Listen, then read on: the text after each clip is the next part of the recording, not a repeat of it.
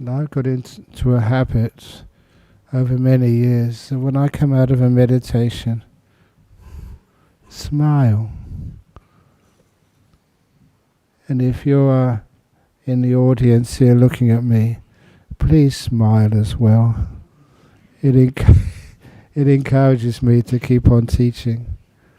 Can you imagine what it must feel like when you're sitting up here and after you give the best instructions you can, then afterwards people are miserable.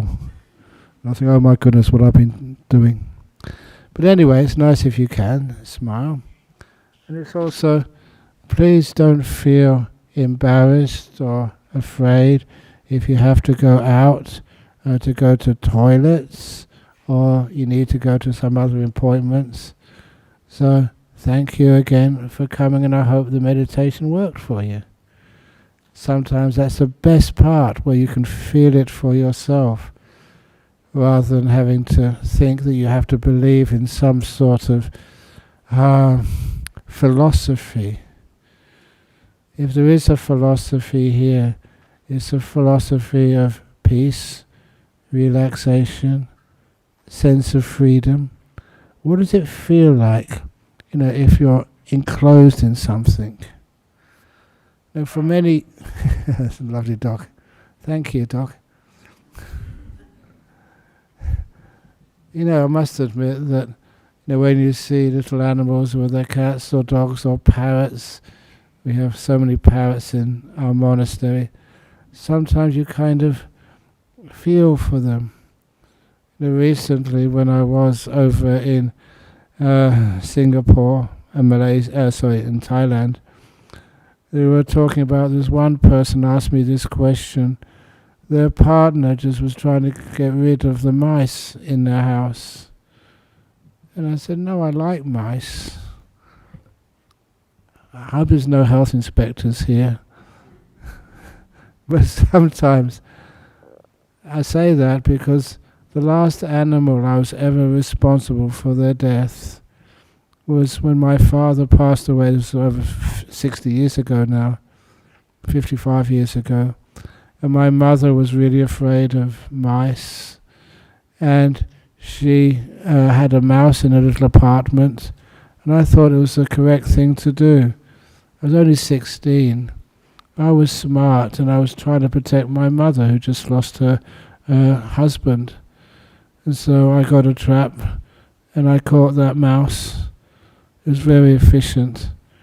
And when it was caught, I could hear the spring on the trap go down on that poor little mouse's neck and killed it. And I felt so guilty for that, because I heard it, I got the mouse, and I was stroking it on the way to dispose of it. And I felt so, again, guilty. Why did I have to kill that mouse? When you actually feel it, it becomes not a theory, not a, somebody else told you this was right or wrong. You actually felt it. And you felt that animal deserved its life. And what right have I to kill it? If it does run around the kitchen or wherever my mother was afraid of it, it was actually doing what my mother should have done in the first place, of clean up the floor, or what I should have done.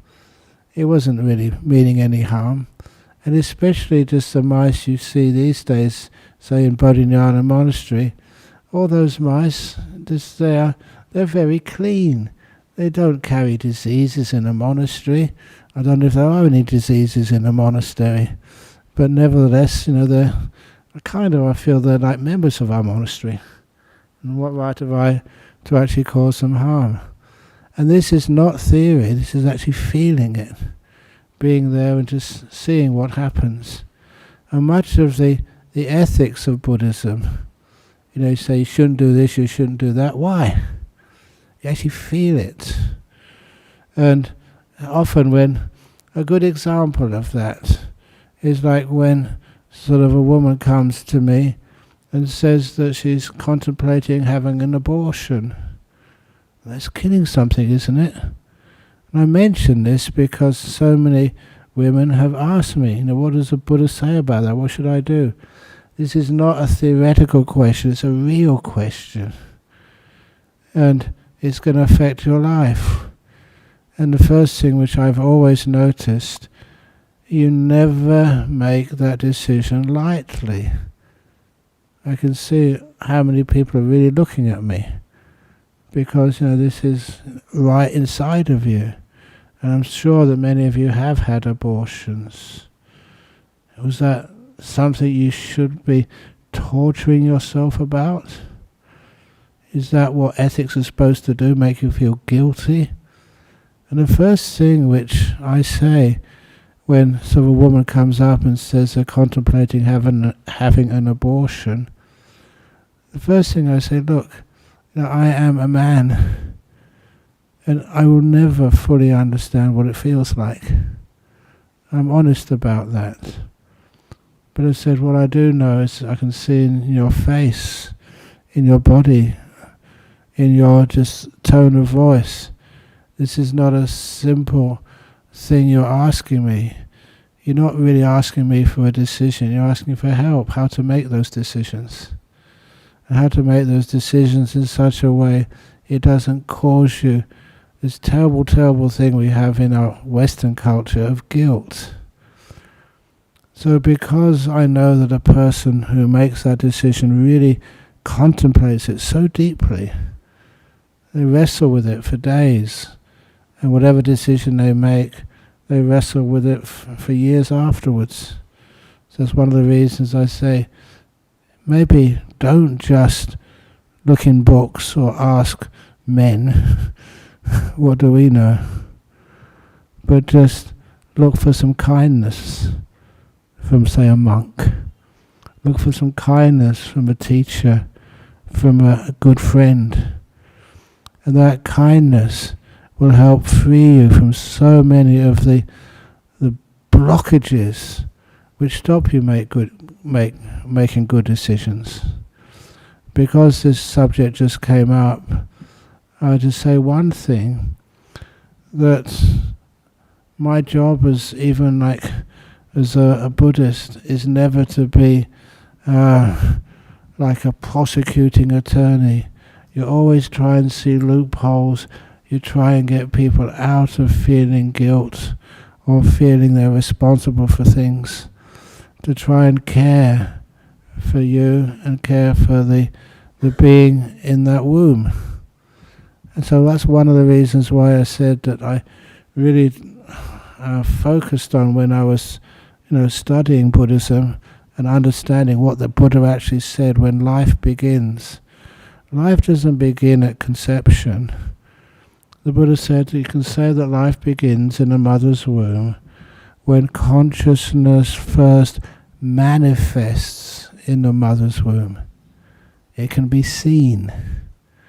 There's some sort of reaction to the feelings in the body, to pleasure and pain. There has to be some manifestation of a neural process. And I know many times I've asked doctors who deal with babies in the womb or fetuses, and sometimes they never give me a straight answer. There is no straight answer. You try your best to know, is there a life there in the mother's womb? And the mother, you should know that if you ask the question. This is like the personal understanding. I say this because if you have learnt some mindfulness and kindness, you can actually feel whether there's something in there or not. And often I've done that when people are coming to the other end of life. I remember a few times, actually quite many times, that someone has asked me that their mother or father or best friend are in the hospital on life support. Is there anyone there? Are they alive, or is these machines just keeping this body going? And how you know that? And please excuse me, but sometimes I've helped people do this.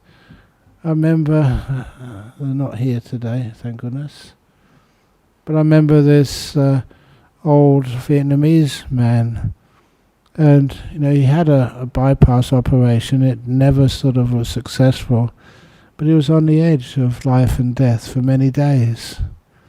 And I went to see him many, many times. And the family were kind of relying on me. Is our father passed away yet? Can we turn off the machines? And a lot of times I told them, no, he's still fighting for his life. And I told that because that's how I very clearly felt. You're just a mindful, kind, and you use all your practice of meditation to connect with a person on the bed in front of you. It's not that difficult a thing to do. When you can connect with that person, you just know that what they're at and what they're trying to do. And after 4, 5, 6, 7 days, I can't remember exactly how many, I went into that room and sat next to this person who was comatose. You could tell straight away. This fellow just had passed. His stream of consciousness had left the body, going for another body. He died. And so I told her, no, he's no longer there. And I still remember in the ICU, I think it was in Royal Perth. In the ICU in Royal Perth, I don't know if they were doctors or palliative care nurses or whoever it was. When I told that to the family, they were looking at me going, yes, that's how they felt too, the medical science.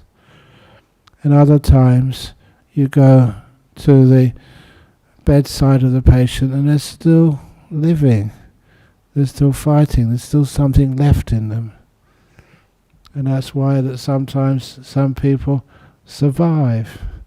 And you can actually tell that after a while. Now that's what a monk can do, just a meditator, even though you don't have a familiar relationship with a person, but nevertheless you can tell, what they're up to and what they're doing. Still remember, I might get into trouble for this, but there was one of the people who I think many of you will know, that when her mother, she had the Jacob's, it's not the right name, the mad cow disease they called it when it was popular there. The sort of some virus in her brain, sort of eating away at her brain. And they asked me, can you please give some chanting for her? Or at least go and meditate alongside her to find out how she is. And then when I did that, and I said, your mum is really tired, but she's fighting. She's not ready to die yet. And this was over in a hospital in Thailand. And then after I gave that information, I went to another country for a week or two. And, I travel a lot. And when I came back, I checked up on her again and said, look, she's gone. And so they turned off the machines. And that lady was kind of impressed, and eventually she became a bhikkhuni. I shouldn't say this, should I, who she is. But nevertheless, some of you may figure that out. And it was a wonderful thing that it wasn't never killing your mother by giving those instructions to the doctors. I couldn't even kill a mouse. So what it was just informing that this was just an empty body now. Just kept going by these machines. It's okay now to let her go. And that's the same with the being in your womb. You can catch it before it has actually got the important ingredient of the stream of consciousness from another life, which is important. It's not just a body. The body is just like a vehicle. It's a stream of consciousness which makes that body alive.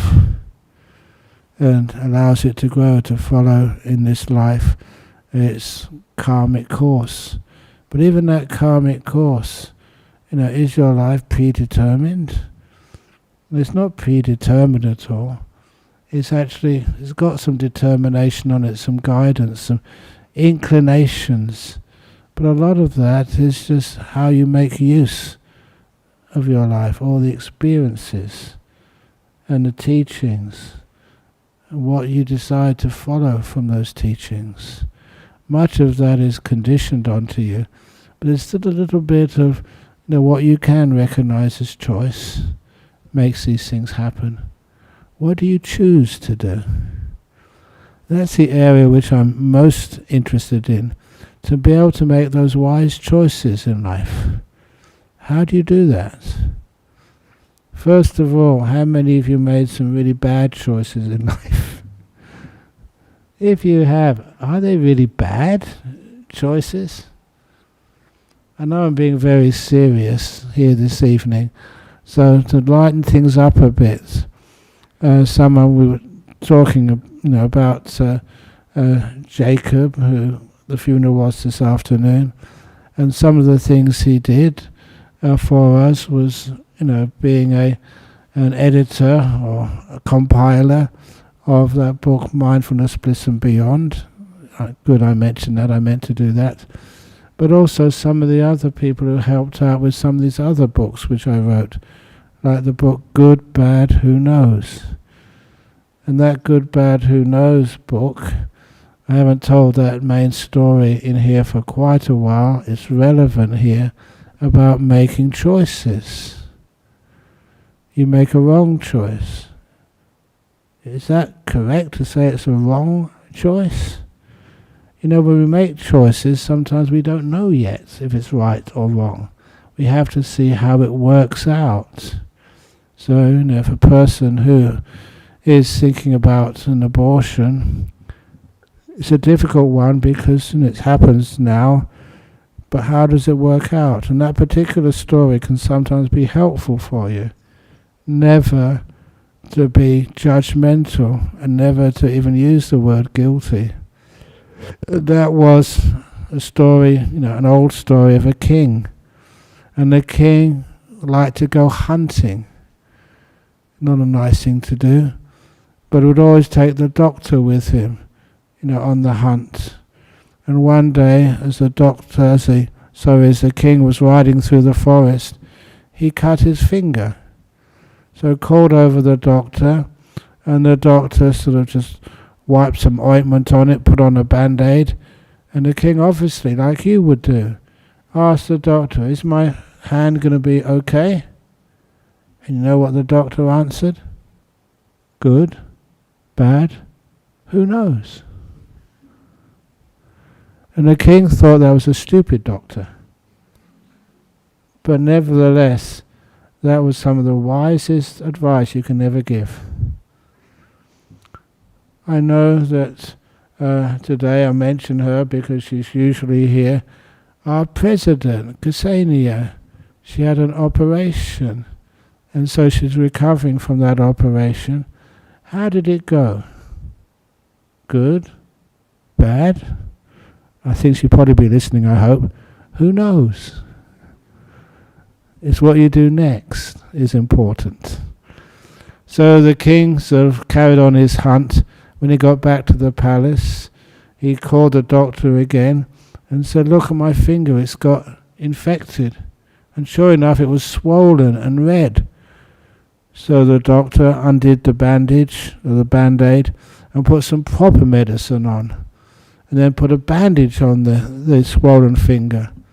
And the second time the king asked, is my finger going to be okay? And the doctor repeated again.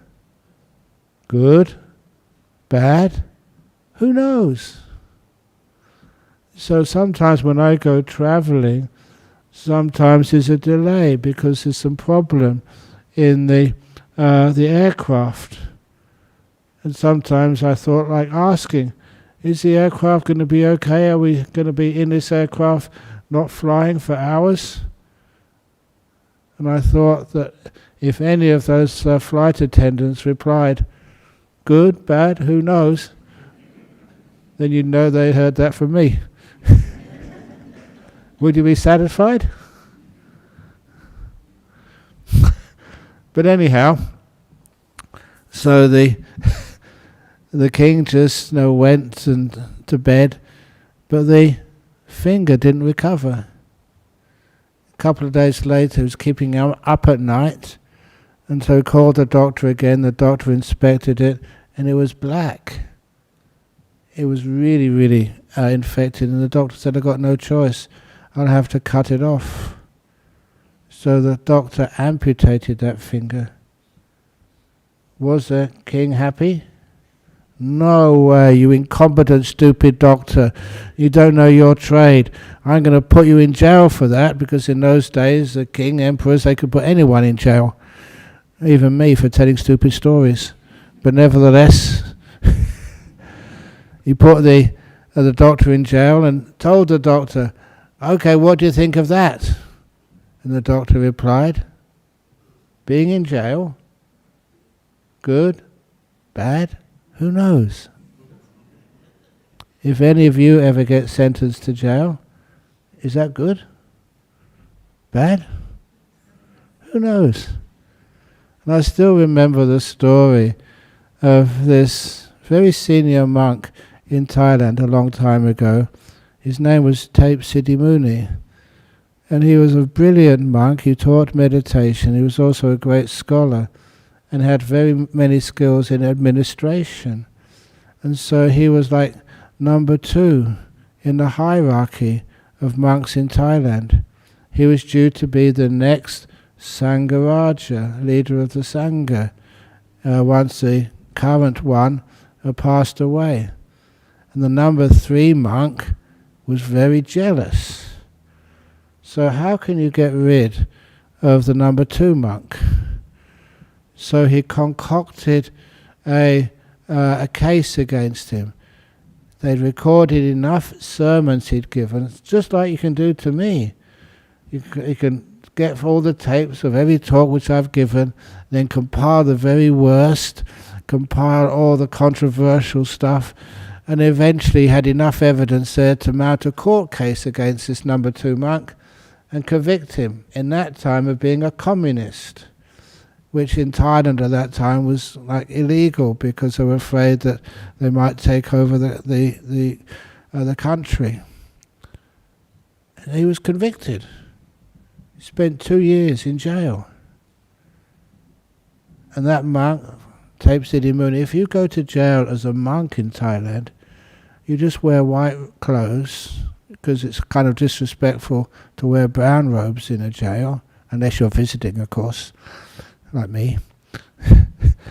He wore white robes, but then later on they found that he was totally innocent. It was a setup.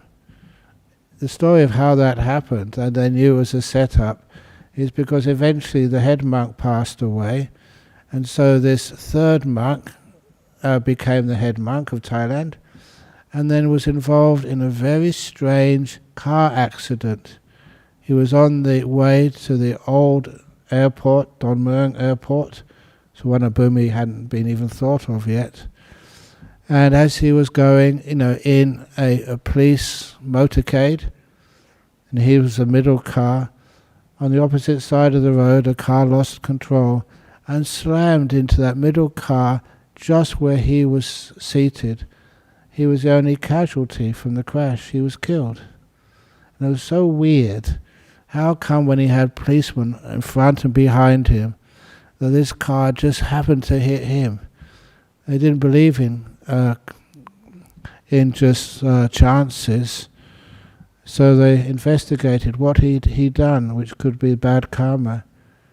And so they reinvestigated his court case, which he instituted, and realized that that's probably why. So they freed that 2nd monk, but he didn't want to become the chief monk of Thailand. I'll give it to somebody else.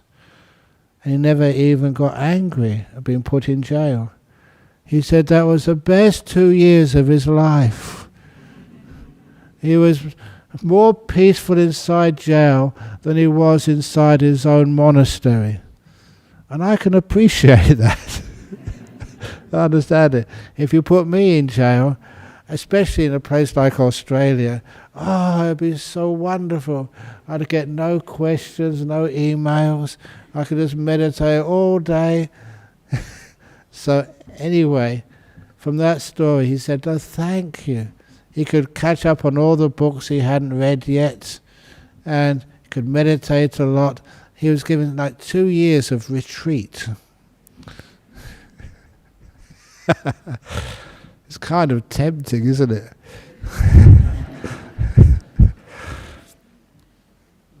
But anyhow, so being in jail, good, bad, he knew that was a wonderful benefit for him.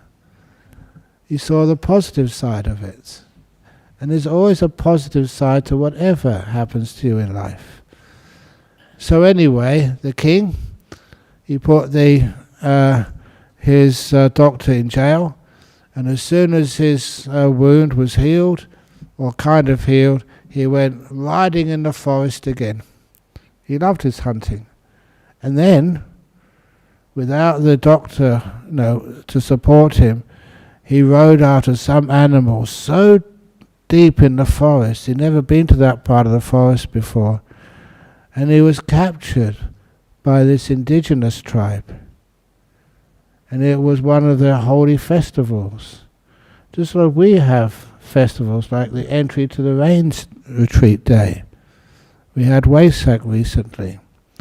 And in their path, their religion, they would always do a sacrifice, to their spirits on that day, to their gods. And they had just fortuitously captured a king. And they said, wow, if we sacrificed a king, such a high being, to our gods, that must be amazing good luck for us. So they're really excited.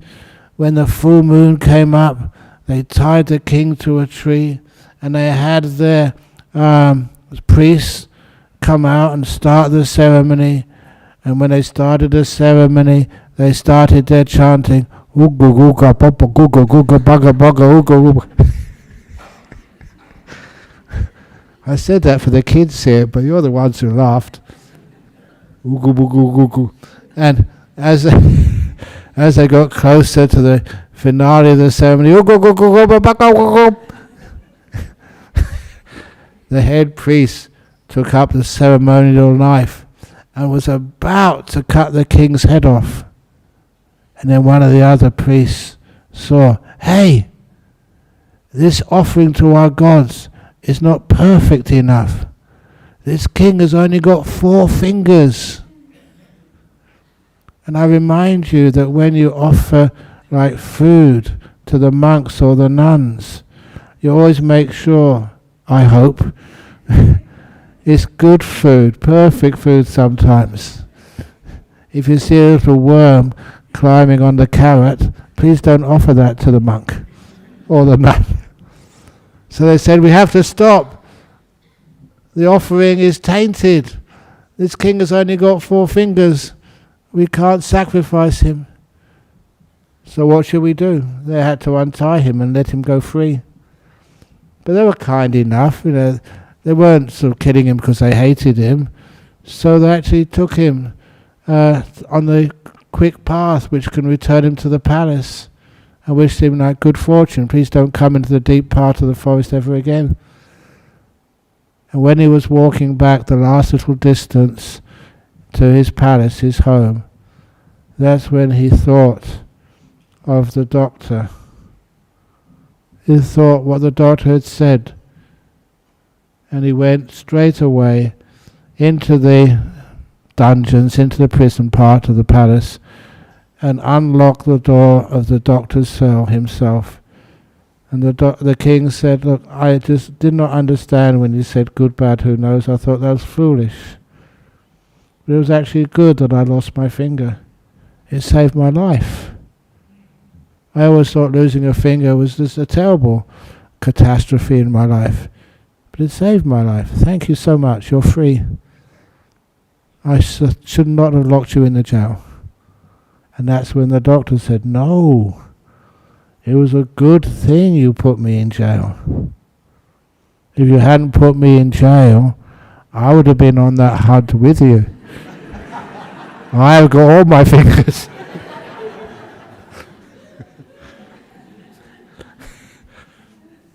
And that's what I mean, that sometimes, we think, we try and judge ourselves and judge others. Can you really do that? Good, bad, who knows? You try and make the kindest choice you can, considering as much as you possibly can. And if you make a mistake, is that bad? Is that good? Look, today, again, just going to that family this morning who, 2 little kids, they usually come here on the weekend, who lost their father. Is that good? Bad? It's hard to say, who knows. But, as you all know, I've told you many times, when my own father died, I was only 16, it was hard for me to say that kind of good, bad, who knows. There's no way I could know. I wouldn't know what would happen if he had stayed alive. But nevertheless, you never look at that as like a tragedy. I never looked at that as a tragedy. It has more opportunities. Opportunities that as a young 16-year-old I could explore the world with less actually restrictions. As a 17-year-old, just with, I don't know how my mother let me do this, just with a guitar, a backpack, I went hitchhiking over North Africa. I was only sort of 17. And later on, I went hitchhiking over Central America. What a crazy thing to do. But this is what happened. In one of those experiences in Central America, I went to the Yucatan Peninsula. I was always fascinated by these pyramids in the middle of the jungle. It was a Mayan civilization that built them, but no one actually knew why they were built. The civilization just disappeared. They weren't conquered by the Spanish conquistadors. They had disappeared before that. No one really knows why. At least they had theories, but no one had any real proof. But when I went there, I went there just with no guidebooks, not a guided tour, just by myself, just on the back of trucks, on these wonderful boats which went up the rivers in these jungles. Experienced what it's like being in a rainforest and how difficult it was to travel. I remember just getting this beautiful breakfast one morning, a very strong, sweet coffee, beans, black beans, and tortilla, the corn bread which they were using. It was one of the most delicious breakfasts I've ever had. And it was, I think a health inspector would have closed that down because it was really dirty and mucky and everything, but a health inspector couldn't even get there. But nevertheless, it was kind of nutritious. It's what the locals were eating. Just beans, tortilla, and coffee. But also I remember when you got to this huge temple complex in the middle of the jungle, it was wonderful. I didn't know what it meant. That was one of the first times I realized ignorance was a great ingredient of wisdom. What I mean by that is when people tell you what to expect, basically your eyes are closed to what's actually there. No guidebooks.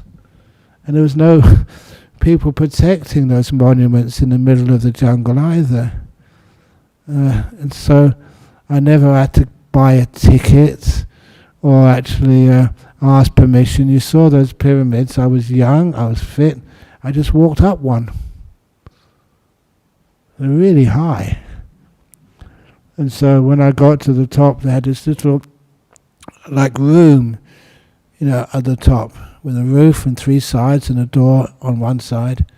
And when I actually got into one of those rooms, you didn't need to be told what they meant. It became so clear to me that what they meant was they were above the tree line of the jungle. And so for the first time in days, I never went on a bus. It was actually through the jungle, through these winding paths, on boats, on the back of trucks. The only way you could get there over many days. So one of the things I noticed, I'd never seen the horizon for about 3 or 4 days. The only thing you see in a jungle, it was just so dense with foliage, with trees and other vines all over the place. You only see a few meters in front of you. It reminded me of when I first came here and started going to visit prisons, to kind of teach, to help. I remember going to Fremantle jail when it was still in operation. And one of the things the prisoners in Fremantle jail told me, that one of the things which really hurt was, number one, they never saw children playing. They kind of missed that, obviously. And everything was all grey, like the grey stone. There's very little colour like plants anywhere. But also they said there was so much high walls wherever they were, they could never see distances.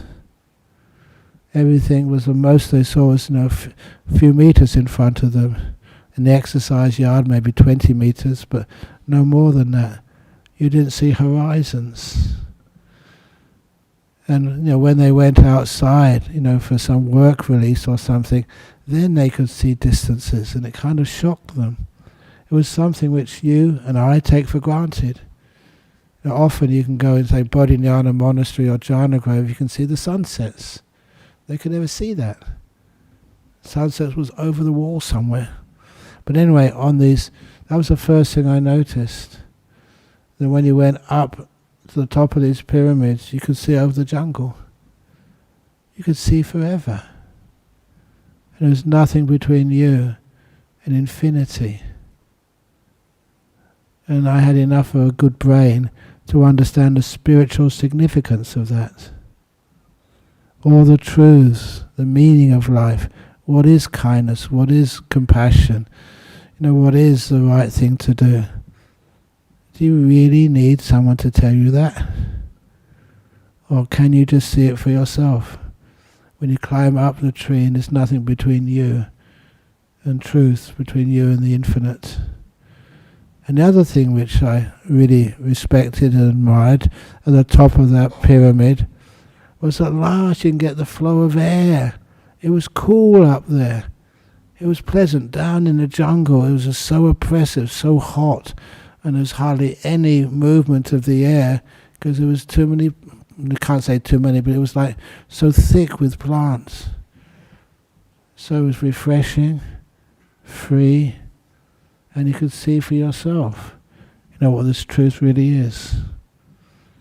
And so how can you find out for yourself, not just, I shouldn't say it's a small thing, but a more refined thing of seeing the truth of what you're here for.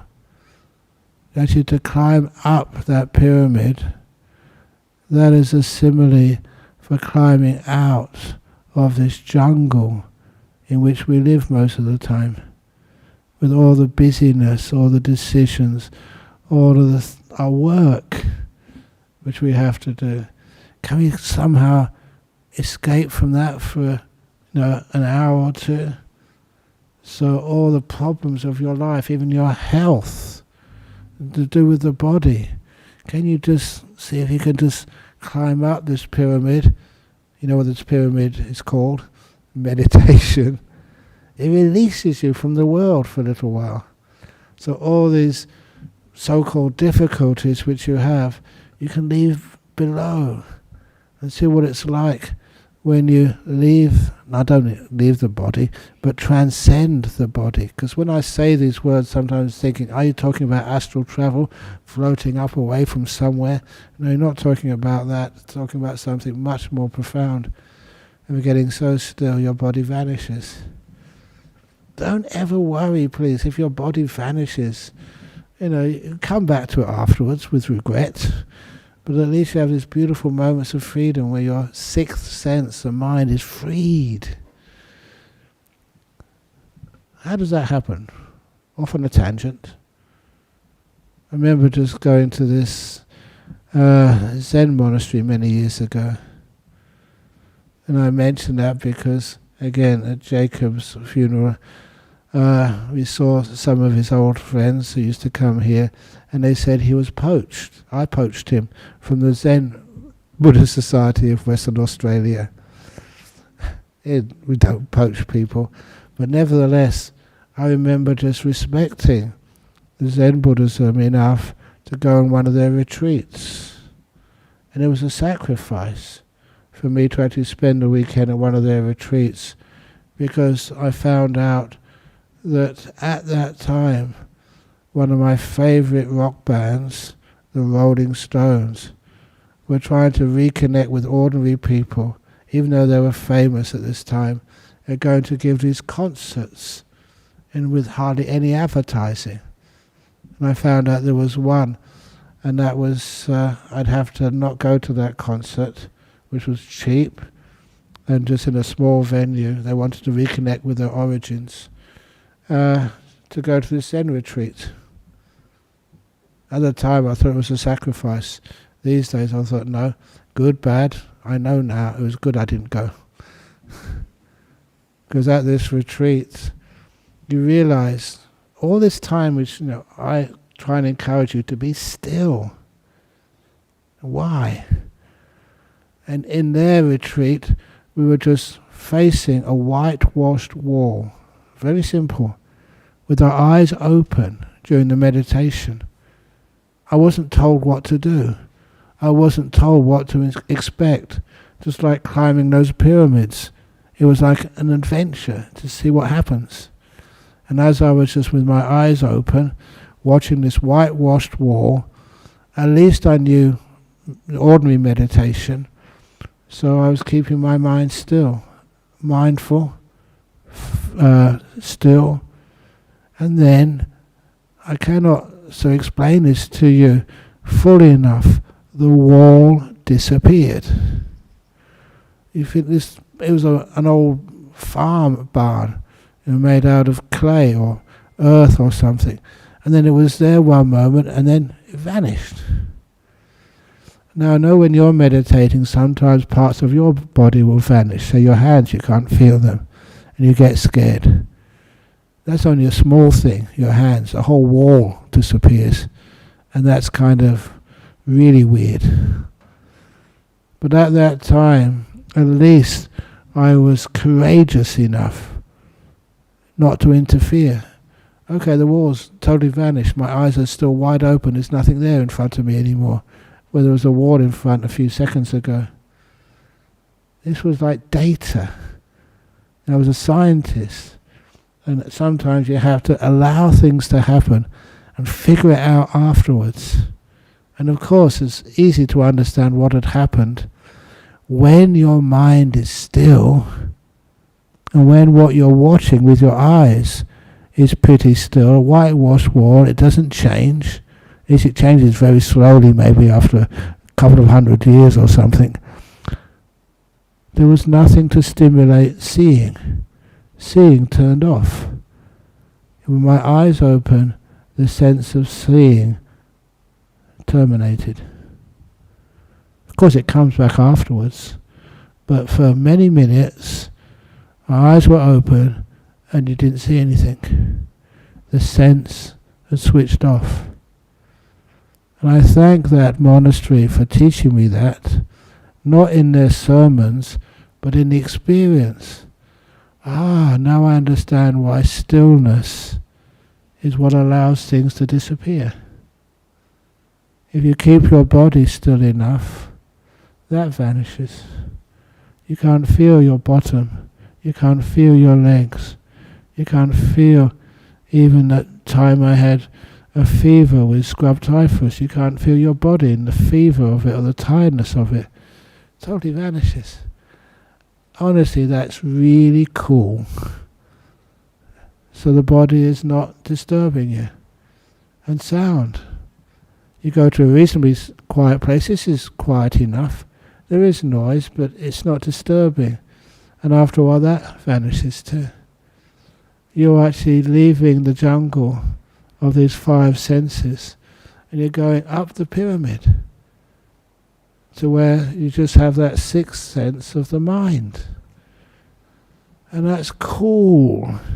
It's like the fresh air blowing above the treetops. And you can see forever up there. That's like the five hindrances vanishing. And your mind is clear now.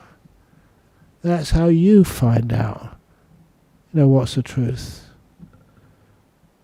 It's not that somebody tells you. That's one of the reasons why I like saying this path of the Dhamma, of Buddhism, is actually what you see for yourself. Even that's a quote from the Buddha, and I think many of you heard this when you were maybe young. Buddhas only show the way. Over there. It's up to you to follow those instructions. It's not hard. In fact, it's incredibly pleasant. Each part of the way. Keeping precepts is fun. I say that. It's true. And just meditating is easy. I don't know how many people come and say, no, I can't meditate, it's too hard. It's not hard. Thinking is hard. Doing stuff is difficult. You meditate, it's like holiday. So often on every retreat which I teach, you know the nickname I give it? When we do some meditation in this place, what do we call this place when we do some meditation? Club Med Nolamara. And I mean that. It's delightful. You're having a wonderful time. And then the result of that is you're up on top of the pyramid. And you can see almost like forever. 5 hindrances are gone. You can see the truth for yourself. Pretty obvious. And one of the parts of that is you're never going to blame yourself or blame anybody else. You make a decision, you do the best you can, and as long as you do the best you can, it's never wrong, never right. It's who knows. That's where we live our life, discover new things. And if you make mistakes, is that bad to make mistakes? Of course it's not. The old simile, and I'm going to finish soon after this simile because you've heard it so many times, but it's always one of the best. All the trees in the forest where I lived are all imperfect. They're all bent and crooked, and they've all got damage on their trunk, on their base. They're all, every tree I've ever seen is damaged goods. What does that tell you? If you are damaged goods, something terrible has happened to you. 2 things. 1, you belong.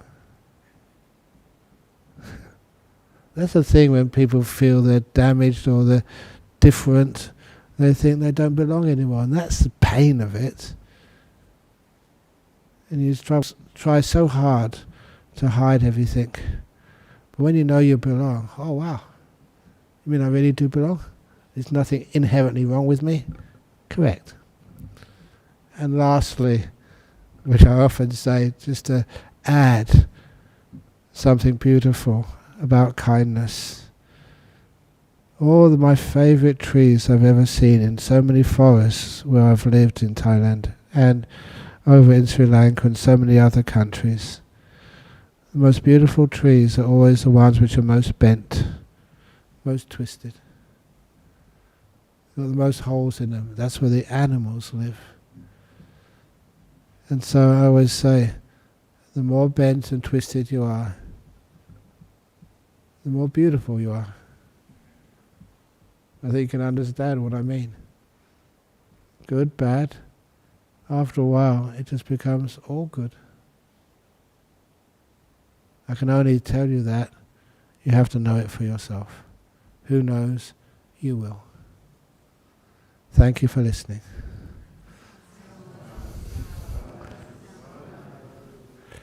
Very good. Okay, now we have an opportunity for a few questions. I have to be careful not to take too many questions because last week, sometimes, a couple of times, I almost got locked out. I got into big trouble last Saturday when I went out to do some blessings at somebody's house, good friends. Saturday night, I didn't get back here till 10:15. They asked me, where did you go, Ajahn Brahm? Were you in Northbridge somewhere? No, I'm a good monk. But even coming back 10:15 was a bit late. Okay, got some questions? Yeah. It's nice to see you again. Hello, Ajahn Brahm. Hi. It's amazing how your talks are often the exactly right thing to hear. So last week my father passed away. Oh, okay. Do you remember him possibly? Because Yeah. you might remember soaking him in one of your more vigorous blessings. And at the sprightly age of 93, he adored that and always spoke about it. And so, the last 7 hours I held his hand and played music to him, etc. And I also played him, some of your talks and maybe tested him too. I played him some of your worst jokes just to see how he was going. But on the journey that he took was an extraordinary journey. But Ajahn Brahm, he passed away at 98. He just fell asleep. What a fabulous way to go. Yeah. But grief is still grief. Yes. And so I asked the question like many would, how do you take that journey of grief? How you take that journey of grief is you don't direct it, you don't control it, you don't tell the captain of the aircraft in which you're travelling, look, I'm in a rush, can you please get to the destination quickly, I haven't got much time. I never told any captain of any aircraft and say in Garuda, which I used to fly a lot, I never say, look, I really want to see Bodh can you please make a little diversion and fly a bit lower and go around so I can see Bodh from the air? They would throw me out of the plane. So you don't control it, first of all. You just see which way it's going to take you. In grief, you are a passenger. You're not a driver. And when you don't try and control it, you find it becomes far more interesting. You may go to many seminars, read many books, but sometimes you're feeling it for yourself and investigating it for yourself. And after a while, you'll find that your journey, through grief, and there is an ending to it. You've seen that everybody has an ending to the grief. You find you get so much compassion and wisdom from it. This is the old, I've told this simile so many times. Grief is like treading in the dog poo. Please value it. Dig it in, and your garden is magnificent. And you're going to help everybody else who's had trouble with grief. It's a learning.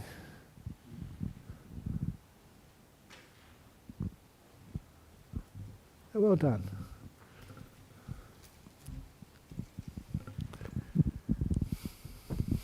Hi, Ajahn Brahm. This is my first time here sitting, listening to your talk in person. My question has something to do with my hearing condition. I have a hearing damage, I have this permanent ringing in my ears called tinnitus. Yes. Yeah. So, how would you approach meditating if you have a condition like this? Okay. Yeah. The answer to that question is, there's a type of meditation I'm sure you've heard me talk about. I called it the Emperor's 3 Questions meditation. Yeah. When is the most important time? Now? No. Obvious. What is the most important meditation object? The most important meditation object is what's right in front of you right now. Yeah. The ringing. And what should you do? Instead of saying letting go, sometimes that's too difficult to do. Yeah. So instead we say care. Yeah. Care for it. Sometimes like people adopt, say, little dogs which have been mistreated, and they look terrible because of how they've been treated in the past. And sometimes they're not the easiest dogs to look after, but you can. Your tinnitus is like that dog who's been abused. It's hard to be with, but after a while, you and that mistreated dog become such best of friends, and that dog, will do anything for you. Becomes your best companion. Thank you. Okay. It's a tough one, but it can be done. And you've got no choice.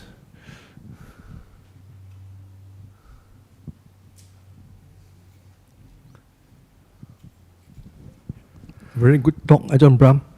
You talk about good or bad, who knows, Yeah. There are two parts to what I'm going to say, you see. The first one is good or bad, who knows. There's a Buddhist story, okay, yeah. This man, okay, he went to the forest, he found a very nice horse, So he was riding this horse, And then people say, oh, you're so lucky, you got this horse, you ride the thing, Then shortly after that, he fell down and he broke his leg, And they say, oh, you're so unlucky, if you don't find this horse, you won't break your leg, Then shortly, war broke out, And because he broke his leg, he doesn't have to go and fight. You say, oh, you're so lucky. So this is the Buddhist story, okay? Yes. So what I'm going to ask you is, okay, the second part is the Buddha's teaching, okay? The teaching is about suffering and end of suffering. That's what he think. So it's from the mind. Mind is for all states. Okay. So what do you think? Whatever it is, we have to put in whatever situation, the positive thinking. Okay. Hang on. If you think good, you feel good. If you think not good, it just goes like that. One thing. Yeah. So we have to up ourselves by putting in positive thinking. Yeah. And in the end, I mean, and then doing also that is self, and also reaching out, doing good physical work, to help people, all these things. Yeah. What do you think? Although sometimes reaching out, doing positive things for other people, I still remember being in Northeast Thailand for about 8 or 9 years. And being part of the community, understanding everything they were saying and talking.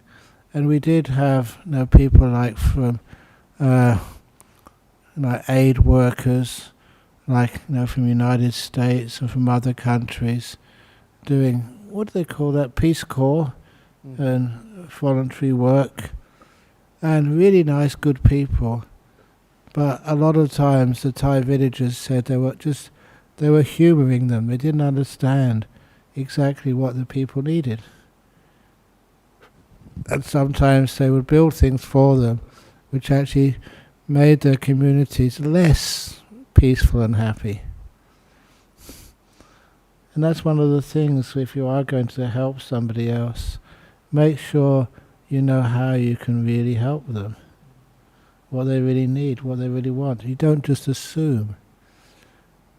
The story, which I recall, made that very, very clear. I read this in a medical journal, that there was this little kid who was actually not tinnitus, but was actually deaf. And the doctor, his GP, said he just read about a procedure which could restore hearing in about 20% of kids who were born deaf. And do you want to go ahead with this? He asked the parents. The parents said, well, why not? It was like on a national health service, so they didn't have to pay anything. So they gave this simple operation to this little kid, and it worked for him. It restored his hearing. And the child was really unhappy. He said, now I have to deal with all this noise. I can't understand any of it. Why didn't you let me know and let me make the choice instead of assuming, because you enjoy hearing, that I would enjoy hearing? And he said, I would prefer to have like an extra hand or something, because he experienced the world mostly through his fingers. And I remember that story because it changed a lot of my assumptions of what a person needs. So real kindness is not assuming that they need something,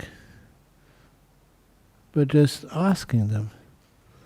And I say that I'm going to make Ajahn Api at monastery very happy now, because he was just discussing with me, we got so many bowls in our monastery which we will never use. And people love like offering a robe or offering a bowl to a monk.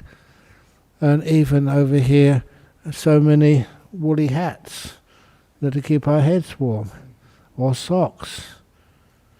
And we got so many, there's no place to store them anymore. So that's one of the reasons why, please, if you want to make some good karma and offer something, to Dhammaloka or Bodhinyana, you can ask, monks, what do you need? Yeah, but what I'm talking about is the intention, Oh, the intention. If the intention is good, Not always. You can't go wrong. I mean, sorry, there's a lot of, maybe you don't need that, okay? Ask, you can ask, but the intention is greater. Intention is good. But I remember hearing the old story about the wonderful, kind person who helped the old lady cross the busy road. Then after helped her cross the busy road safely, she had to cross back again because she never wanted to go in the first place. Okay, that's simplified, but be careful there. Okay, we do have some questions on the internet, I think. Yeah, thank you. Please don't rush. Thank you. Excellent. Okay, we've only got 2 questions, which is good because I shouldn't go on to too long. Hello Ajahn, I feel very stressed that my project may be behind timeline and feel a lot of guilt and burden from these responsibilities. Do you have any advice? Thank you. Yes, because we have many projects which we do at Bodhinyana Monastery, and they go on and on and on and on and on and on. If you are a manager, please let people take as much time as they need. And don't just think you should have finished that a month ago or whatever.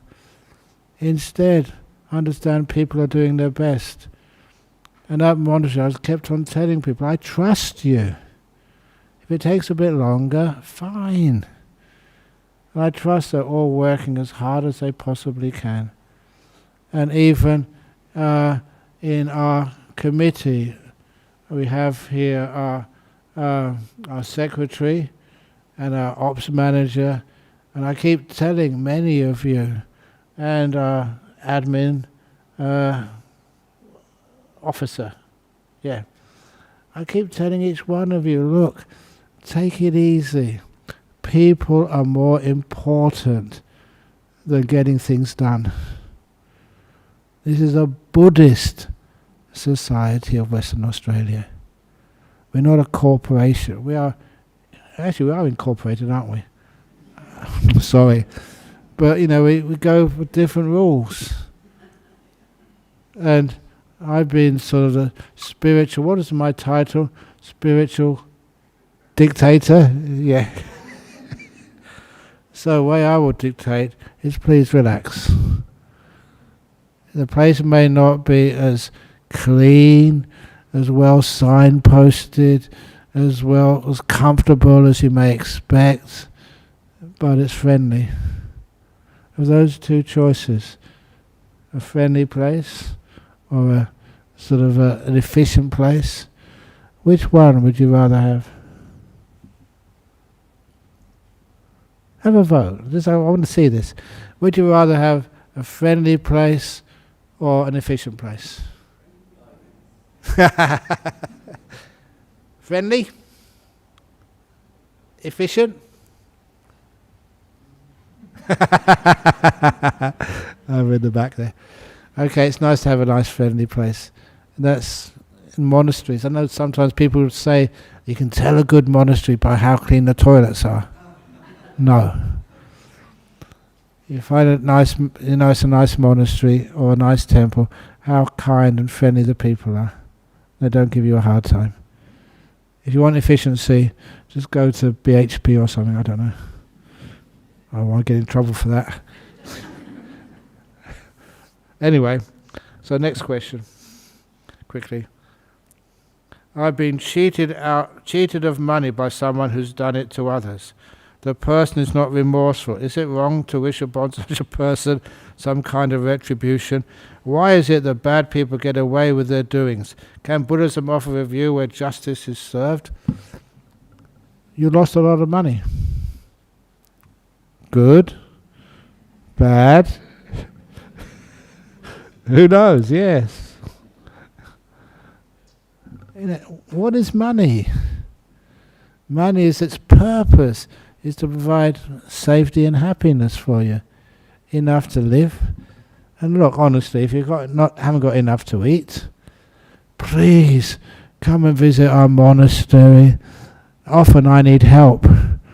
There's so much food there, too much. So I often tell people who visit monastery, please come and help us. We call it recycling. What you do is you eat it yourself, you take it back, and you recycle it in your toilet back home. That's a very efficient way of recycling. There's always, basically, so much food in our society. What else do you need? A place to stay?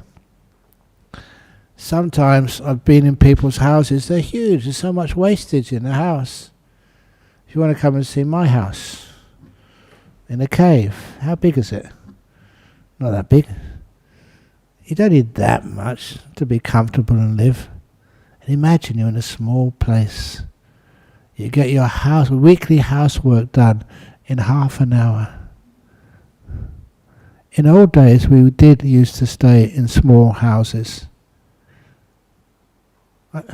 There's little things like, I only had one brother, we used to share the same room for years. Yeah, we'd fight sometimes, but I always had my escape place. It was in the toilet, it's the only room with a lock on it. But, we still loved each other, just what young boys do. So anyhow, small houses, it means you don't need so much money. Honestly. So that's one of the reasons why. How much money do you really need? Food? Sometimes there's so much, even clothes you can wear. If you want some woolly hats, if you want a bowl, go see Ajahn. But each one of these things, you can actually live quite frugally. Come to a monastery and stay there for a few days and have a look. So anyway, if you've been cheated of money and someone has done it to others, thank them.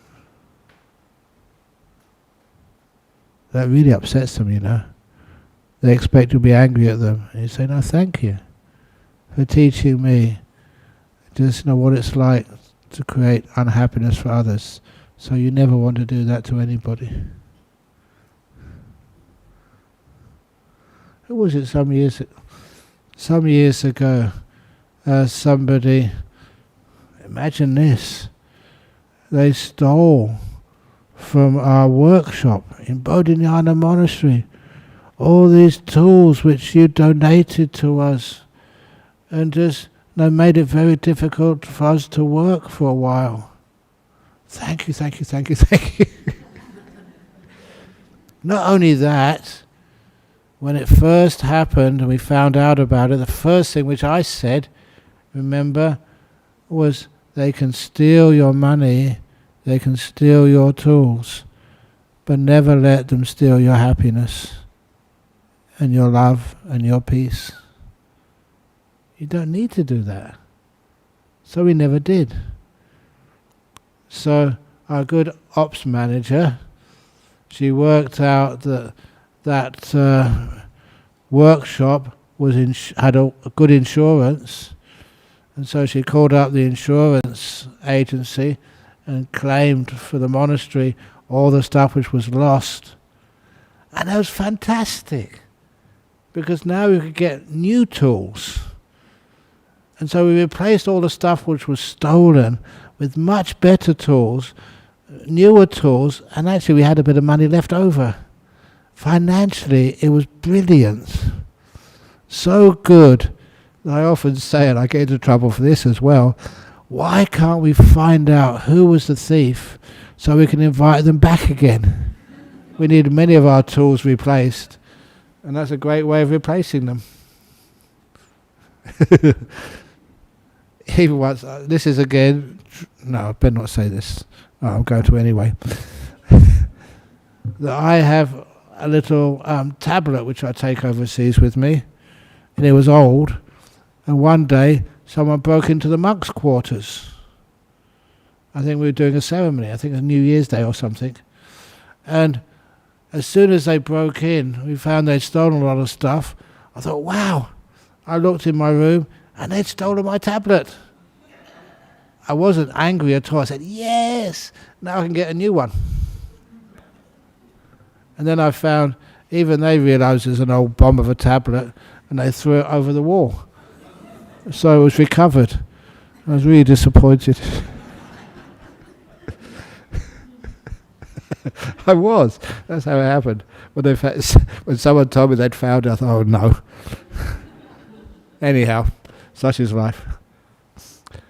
So, where justice is served, please let it go. You know, a lot of times, what you're learning from that experience is what it feels like to lose something because of a thief. And that's the best way to teach anybody never to steal from others when things are stolen from you. Okay, I did promise I won't go on for too long, and I've gone on for too long already. It's 12 minutes past 9, so thank you all for listening. It's very kind of you to come on a Friday evening. I'm now going to bow 3 times to the Buddha and do this little chant. You're most welcome to join in, but you don't have to.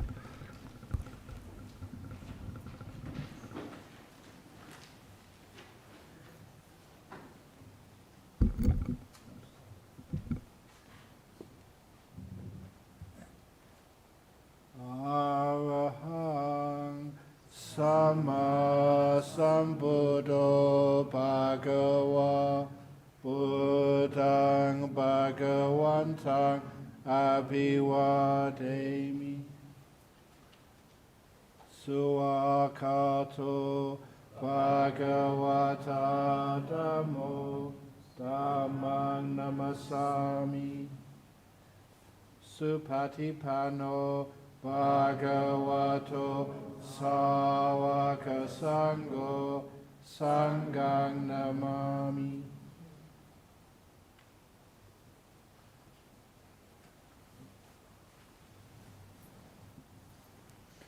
Very good.